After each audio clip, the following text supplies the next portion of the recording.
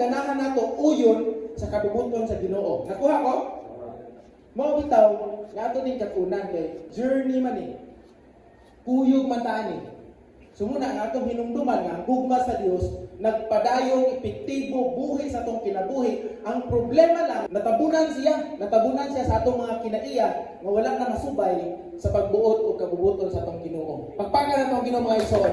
Mao bitaw padayon ta nga mahigugma, padayon ta nga mapadul sa Ginoo, atong hinahinayon sa pagwagta ang mga butang nakababag nato sa pagpaduol sa Ginoo.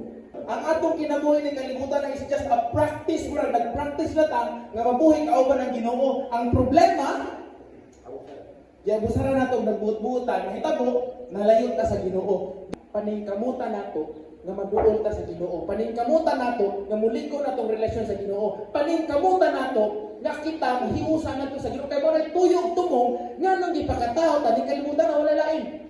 Kay bawo mo nga kada adlaw natong buhat og sala, atong gibalik-balik og crucify ang Ginoo. No matter what, I will praise you, Lord. In pain, I will praise you, Lord. In success, I praise you, Lord. In all circumstances, I will praise you, Lord. Commitment, self-commitment. Kanya dili na sa iyo nga journey. It takes a lot from us. Now, while we are here and learning all of this, we have to make this a commitment to really, seriously change.